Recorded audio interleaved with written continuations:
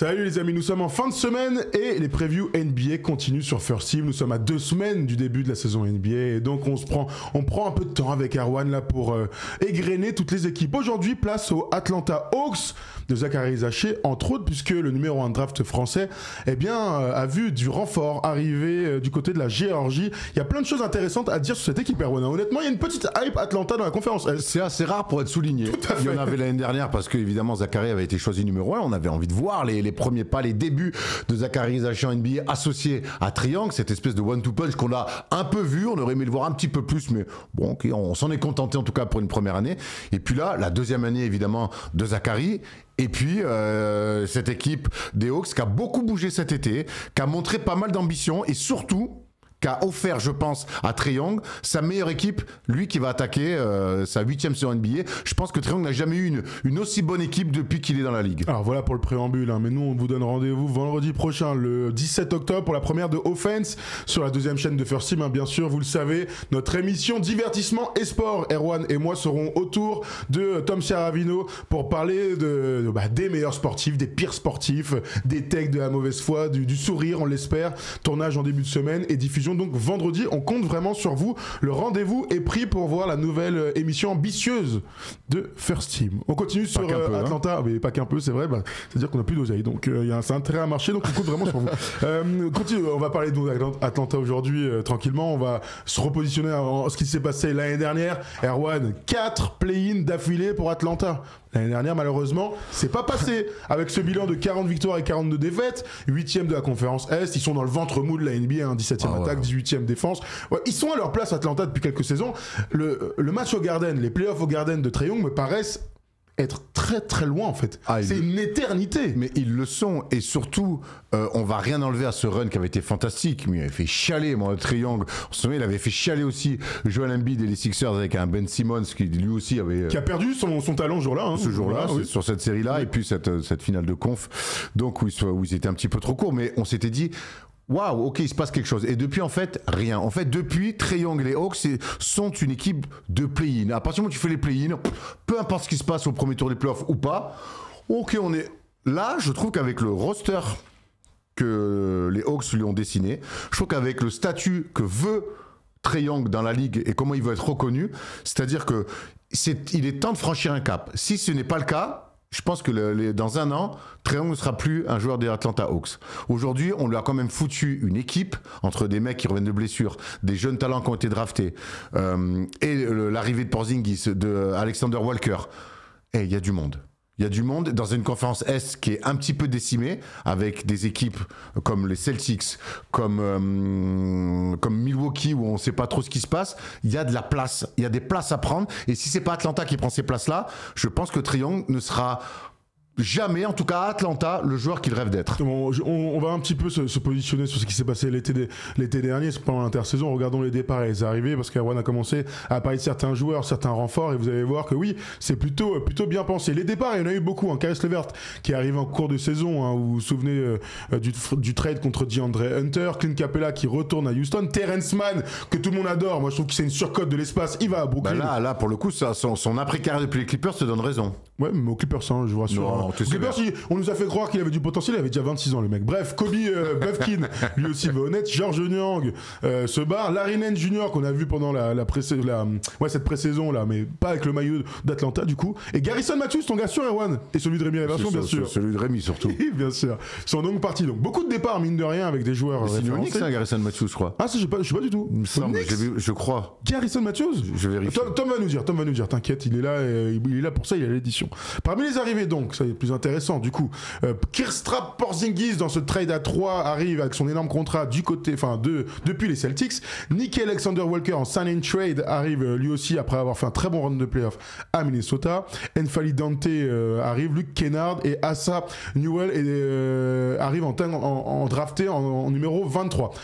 Continuons avec les prolongations, comme ça on aura fait toute l'intersaison et on pourra se projeter un petit. Il y en a pas ? Il y en a pas, donc il y aura pas de tableau. Regardons le roster plutôt.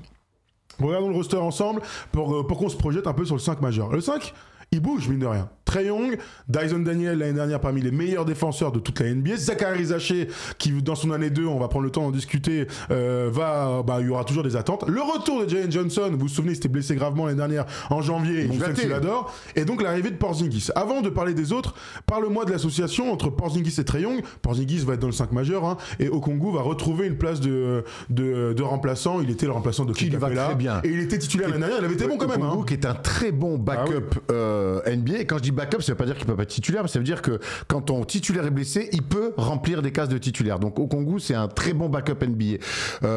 Porzingis, la vraie question, ça va être est-ce que son physique va tenir. Maintenant, l'association, tu as raison, entre Trae Young et Porzingis, c'est un vrai casse-tête. Parce qu'on sait que derrière les écrans, l'autre, il peut envoyer à 10 mètres. On sait que Trae Young, on sait que Porzingis, il est plus ça marche aussi, à s'écarter, il peut shooter à 12 mètres. Il peut aussi, par moment, aller chercher tout en haut. Porzingis, même s'il est un peu soft, on l'a encore vu aussi à l'Euro, par son envergure, par sa détente, il comble beaucoup d'espace. Donc, je trouve que si tu joues entre la vitesse de Trae Young et l'envergure et l'adresse de Porzingis, ça peut être un vrai casse-tête. La vraie question qu'on se pose, c'est évidemment le physique, tu as commencé à en parler, hein, c'est un homme de cristal, on le sait tous. Kristaps Porzingis, l'année dernière, il manque 40 matchs, regardez ses stats à Boston, presque 20 points, 7 rebonds.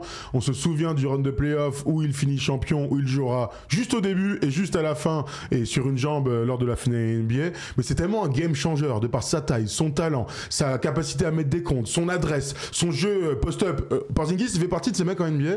En un contre un, tu peux rien faire. Mais parce qu'il est plus grand que tout le monde. Souvenez-vous les finales, les 2 matchs qu'il joue en finale contre Dallas. Tous les match-ups favorables qu'il a, c'est-à-dire quasiment tout le temps. Tout le monde, ouais. Et ben il est là, les mecs sont là, ils se retournent, ils marquent. Il y a du Victor un petit peu en lui quand il fait comme ça. Et il provoque aussi beaucoup de fautes et sur la ligne, il est bon. Et avec les Lettonie, c'était la même chose. Alors même si ils se font sortir finalement assez tôt, on va dire, logiquement par la Lituanie dans un derby magnifique, Porzingis avait fait un énorme match. Il fait je sais plus 34 et 17, un truc comme ça. Il est énorme grâce à son adresse. C'est une usine à basket. Il a fait une intersaison sans blessure. Il a joué un Eurobasket, donc de haute intensité. Il joue la pré-saison, parce que c'est toujours un bon signe, hein. Quand tu joues les matchs de pré-saison, on va souhaiter pour Atlanta qu'il soit à 100% et qu'il puisse jouer au moins une 60aine de matchs et un run de playoff. S'il arrive à effectuer tout ça, ce sera une vraie belle addition autour de Trae Young. D'ailleurs, il doit pas être loin d'être le meilleur joueur avec lequel Trae Young a joué, hein. Un joueur All-Star, alors là, vraiment c'est une question à laquelle j'ai pas prévu, tu me dis Tom, si t'as une réponse, mais est-ce que vous avez souvenir d'un champion NBA ancien All-Star comme Porzingis autour de Trae Young? Pour moi il y a une Clint, mais Clint c'est en dessous de Porzingis, hein, donc il n'y a pas de débat. Je réfléchis, hein. Il y a eu des gens de Temeré pour le coup, qui a été All-Star avec les Spurs. Ouais, je me Porzingis, c'est un meilleur joueur. Tout à fait, mais voilà, je vois pas d'autres mecs. Non, c'est vrai. Donc, à méditer. Et ça va dans le sens.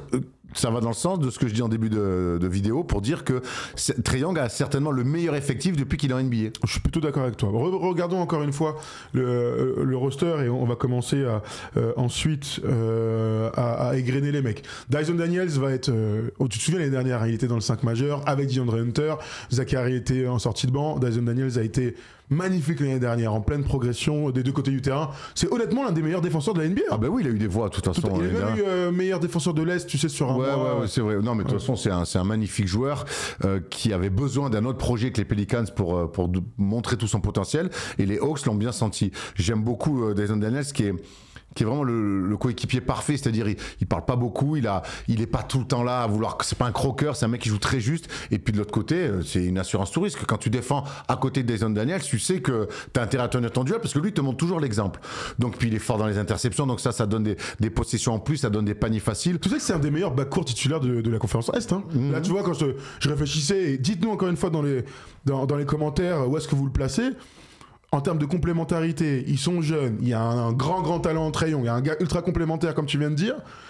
Franchement, ça fait partie des duos les plus kiffants de la conférence Est, hein, vraiment. Et puis il décharge aussi Trae Young des défenses sur les forts meneurs de la ligue. C'est lui qui s'y colle sur la première pointe. Donc de toute façon, dans les ailes, que ce soit Zachary et Dyson Daniel, et nickel Alexander Walker, qui va sortir du banc. Waouh, défensivement, c'est un peu les soucis qu'ils avaient l'année dernière, parce que c'était bien Dyson Daniel l'année dernière.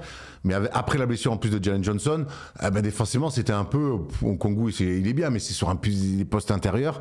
Là, je trouve que sur les lignes arrière défensivement, ils vont pouvoir combler aussi les manques de Trae Young. En fait, ils ont vraiment du lourd, disons-le, autour de Trae Young. Par contre, Jalen Johnson, un petit peu, il faisait la meilleure saison de sa carrière l'année dernière. C'était un joueur en plein essor. Il récupérait le poste de John Collins parti au Jazz. On a vu un gars qui pouvait tout faire en fait sur le terrain. C'est un de tes petits chouchous en vrai, Erwan, de la NBA, Jalen Johnson. J'ai beaucoup d'attentes. Parce qu'il va avoir des espaces avec un gars comme Porzingis dans la raquette et un gars comme Okongwu qui progresse lui aussi. J'ai envie de le voir, tu sais, limite All-Star quoi, le mec. Ouais, tu m'enlèves les mots de la bouche. C'est que l'année dernière, Jalen Johnson, ce qu'il fait, ça fait 2 ans vraiment parce que les premières saisons, les 2 premières années, il était un peu dans l'ombre, il apprenait le métier. Depuis 2 ans, c'est devenu un poste 4 qui pour moi peut devenir l'un des meilleurs postes 4 de la conférence Ouest, derrière Giannis évidemment. Mais il y a Karl Anthony Towns, mais c'est un autre débat. C'est une usine à gaz et je crois que dans le meilleur des mondes, si ça va bien pour les Hawks, c'est un mec qui peut finir All-Star. Si pour moi Atlanta est à mi-janvier top 4 à l'Est, c'est un mec qui peut être All-Star.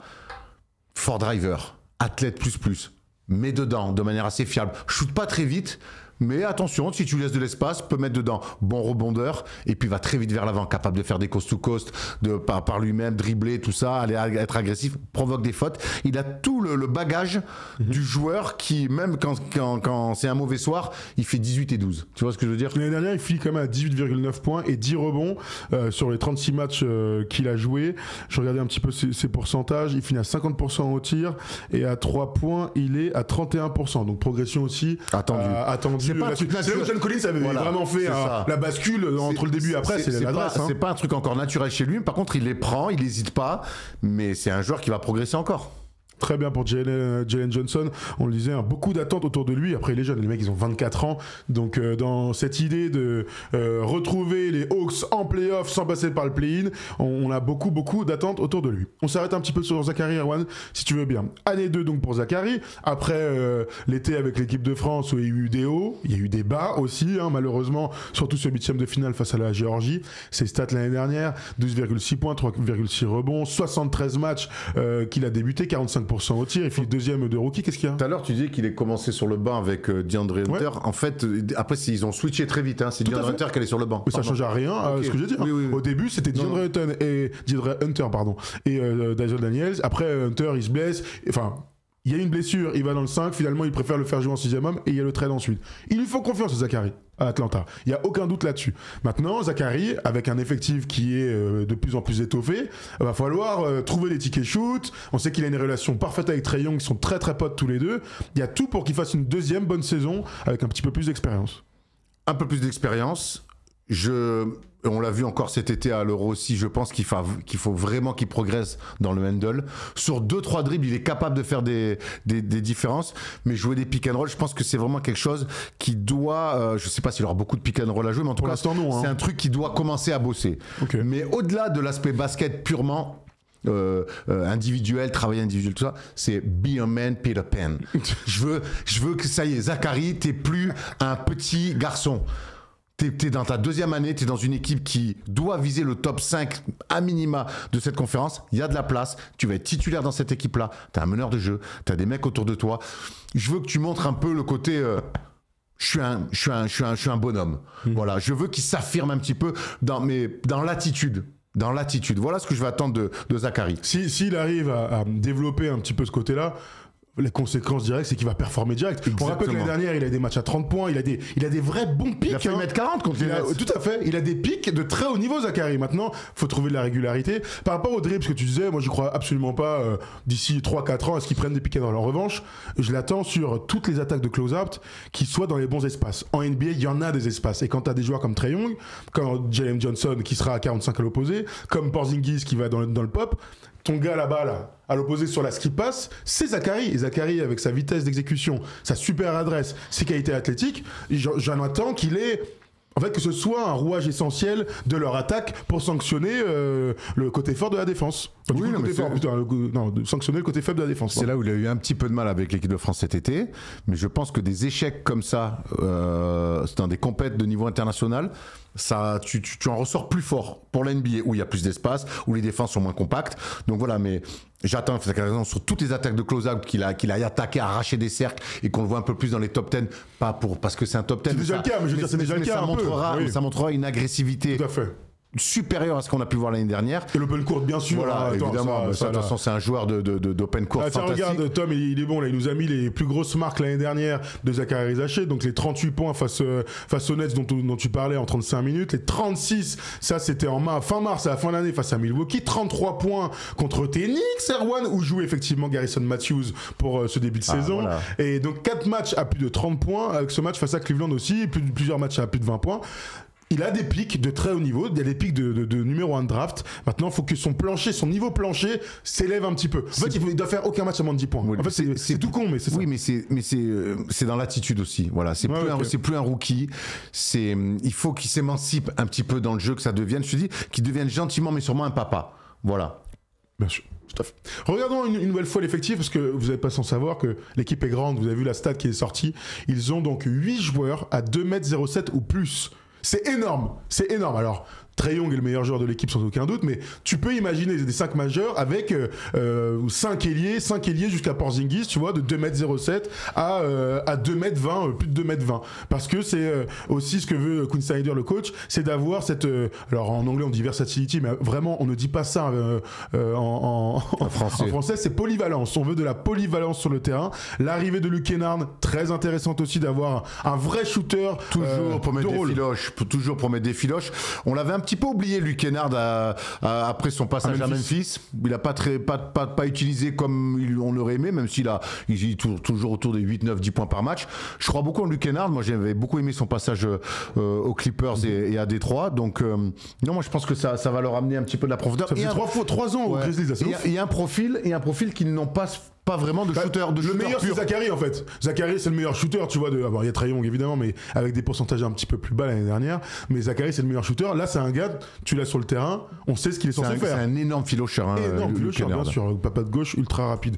Keaton Wallace, Nikola Djuricic, Hassan Newell, donc avoir lui aussi un ailier physique, là. Caleb Houston, et là aussi, qu'on a vu en NBA ces derniers temps. N'Faly Dante, Jacob Tapin, Jacob Topin, le frère Topin.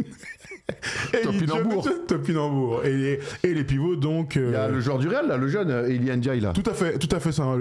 À voir, hein. Encore des beaux physiques, des qualités, hein. Ah, clairement. Onyeka au Congo, dont on a parlé. Charles Basset, ancien des Spurs, bien sûr, dans 2 ans en Pro B. Et Mohamed Gaye qui est là. Et compris aussi. C'est pour jouer le maintien. On est terrible avec des mecs, c'est des joueurs NBA, gros. Mais ça va. Et on est là pour ça, frérot. Il sait où on habite, hein. L'année dernière, Trae Young, on a très peu parlé de lui. Trae Young est le meilleur passeur de la NBA avec plus de 11 passes.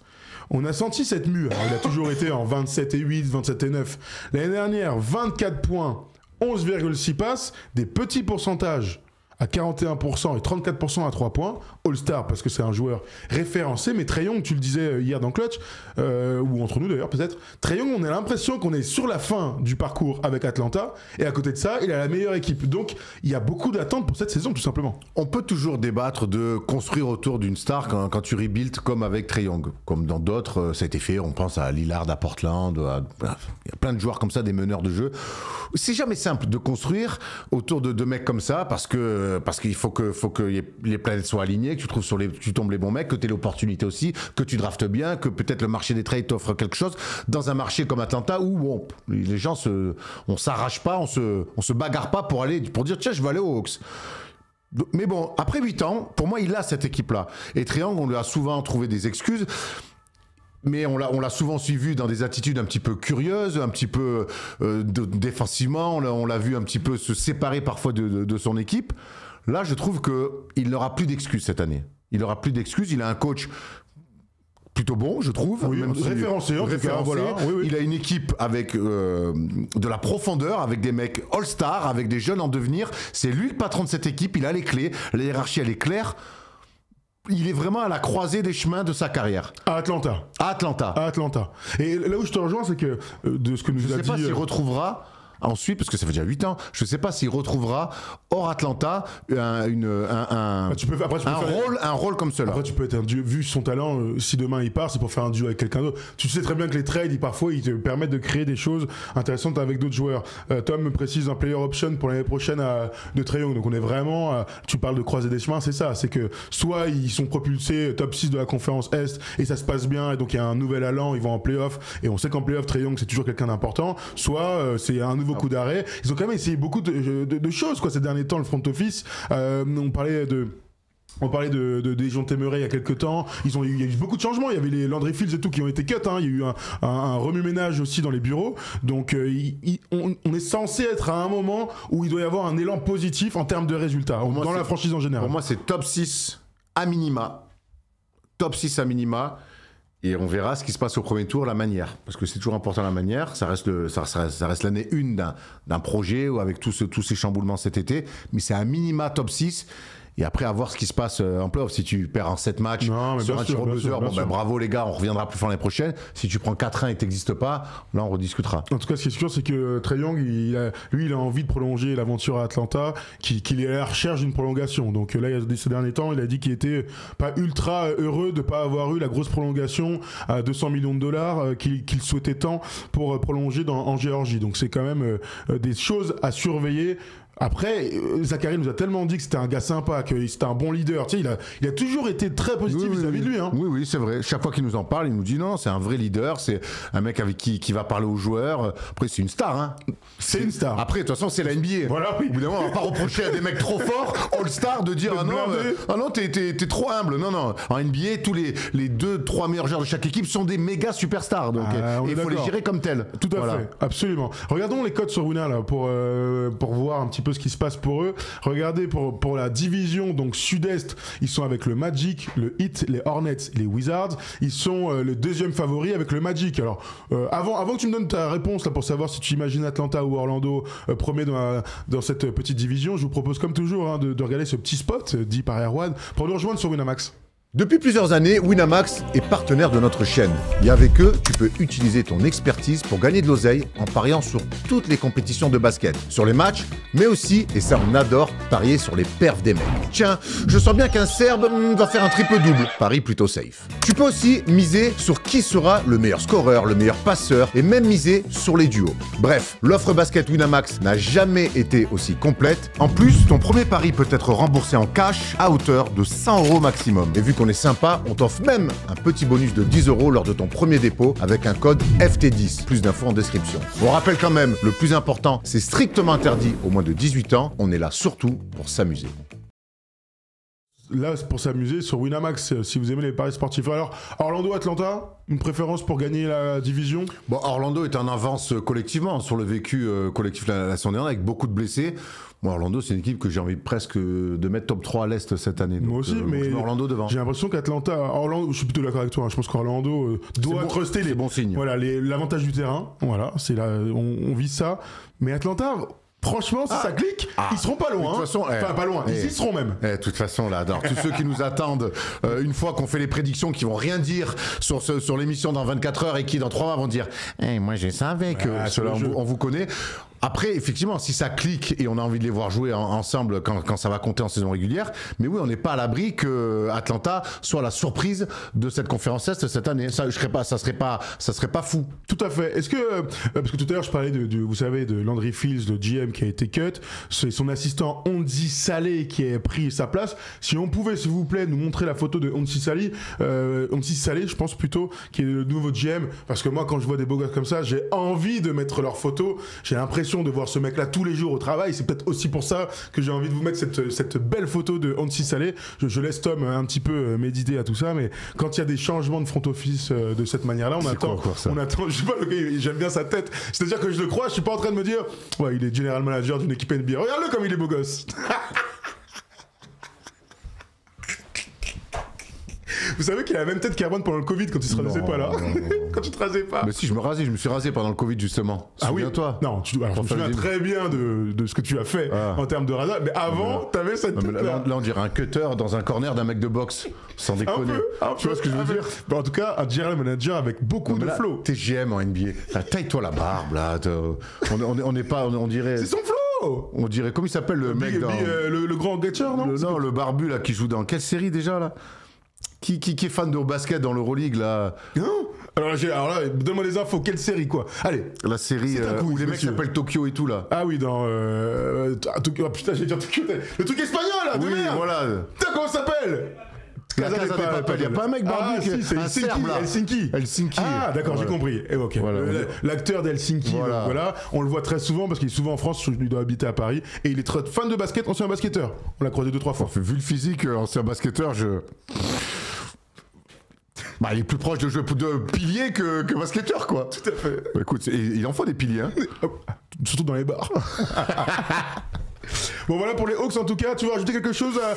J'aimerais quand même finir sur... J'ai une petite hype. Ah oui? Dans les équipes League Pass là, de début de saison, ils font partie de son contingent. Et c'est presque une première depuis 15 ans où on travaille ensemble. Depuis Doe Wilkins. Bah pourquoi donc? Un peu plus de 15 ans. Non, évidemment, même quand ils ont eu 4 All-Stars, tout le monde s'en battait les couilles. Donc oui, je vous confirme, malheureusement, les Hawks sont pas la grande hype, mais j'ai un Français, j'ai une star, j'ai un bon effectif, j'ai un bon coach. Bon bah écoute, que demande le peuple? Je suis sûr que les fans des Hawks sont très contents de cette intersaison. On a fait le tour en tout cas. On se retrouve lundi à Rouen, à libre antenne NBA de 20h à 22h. Pas encore de NBA Classic Games, ça arrivera au début de la saison, donc le lundi 21 octobre ou 20 octobre plutôt. On se retrouve lundi avec les équipes suivantes. Je vais te les donner quand même parce que je suis quand même sympa Erwan. On va parler des Knicks, on va parler des Spurs, donc de Victor forcément. Et la troisième équipe, ça peut être Dallas, ça peut être Orlando, ça peut être Denver. On est en train de réfléchir encore un petit peu à ce qu'on va faire. Merci à tous de nous avoir suivis comme toujours. Si vous êtes en podcast ou ici sur YouTube, vous êtes les meilleurs. N'oubliez jamais ça. Bon week-end à tous. Ciao, on est quel jour là? On est jeudi, c'est pour ça. Allez, bon week-end les gars. Allez, bisous.